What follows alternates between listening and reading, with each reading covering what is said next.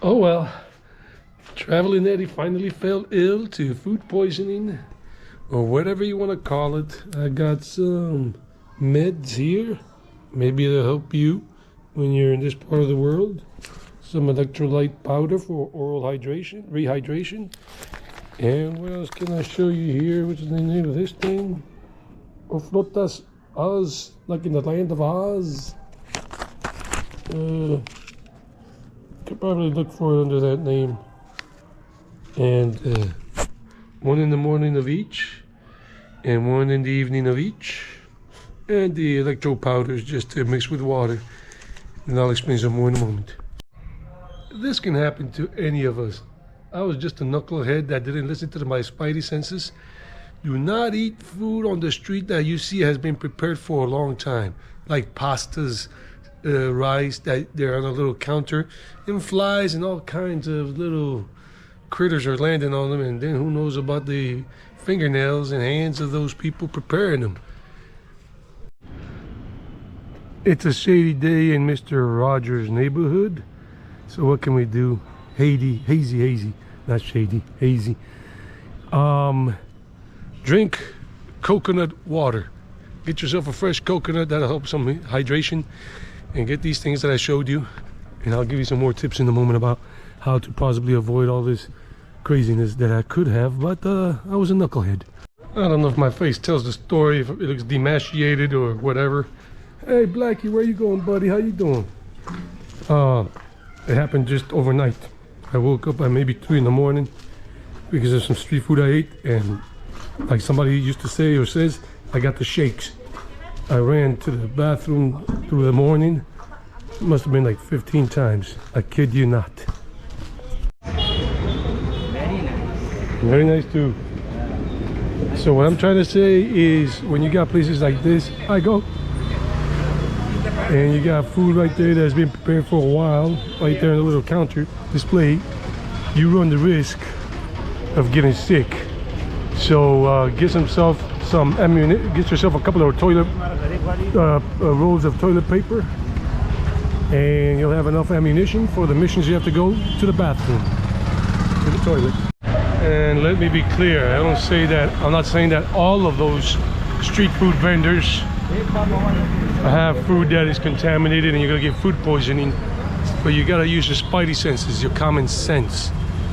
There is a lot of question of hygiene in some places in India.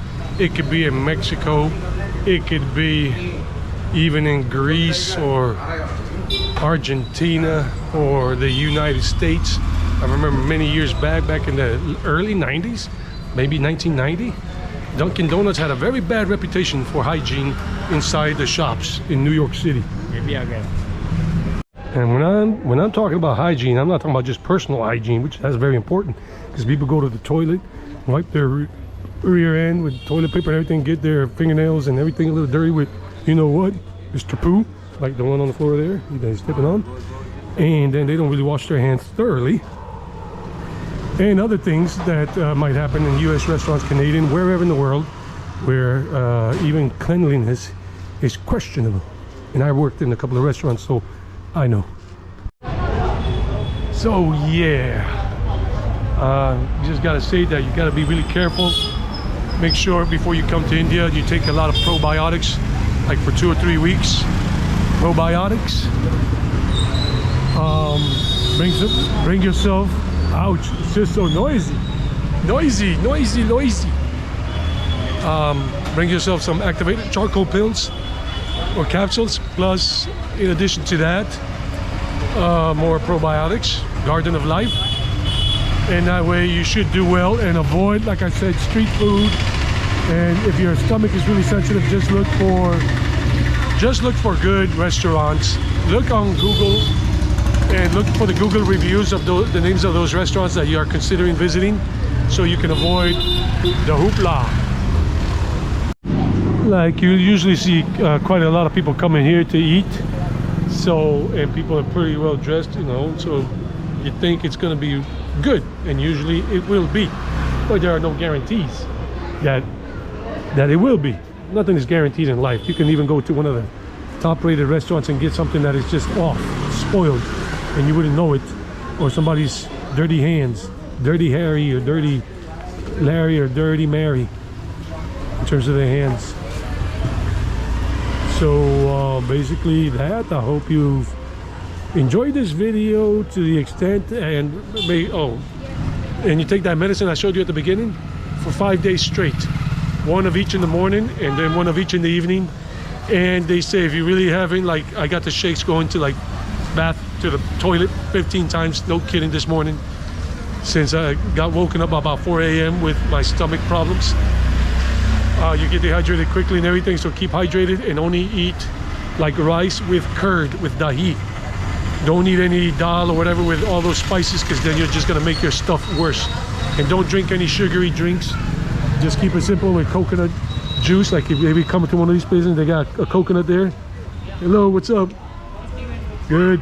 And you get the fresh coconut water, and that's it. And buy some electro powder, like I told you, electro powder. Mix it in with some water at home. Get bottled water. You should be all right. Uh-oh, somebody's gonna back into us, and they don't really look. If you haven't seen that video, hey Blackie, how are you, Blackie? Nice lab. So anyhow, later. That's all. Hell, I look worse for wear, because I'm telling you, this thing knocked me out. It sucks. It's part of life. And here's the tip, because it can get rid of it quickly. If you can fast, do the fasting by not eating anything anymore, just have one meal in a day at the beginning of this whole stomach virus bug thing that is really hard on the body and the whole thing, especially the digestive system. If you don't have any medical conditions that prohibit you, like being a diabetic or something, consult your doctor first, quickly if you can, call him or her up, and that's it. If you need to, and then fast. That's what I did last night. This is my second day with this situation, but I'm not running to the toilet anymore. It has been stopped, but I decided only to have lunch yesterday. That was it. And then last night I just had a banana and an apple, but it was around 6 p.m. and that was it.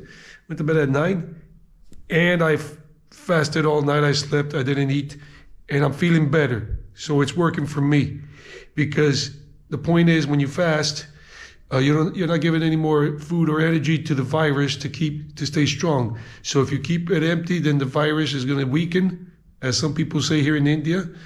Then it'll leave quickly, in addition to the meds you're taking. That's it. Bye. It's like I was in the ring with Muhammad Ali, and he was floating like a butterfly and stinging like a bee, and he got me.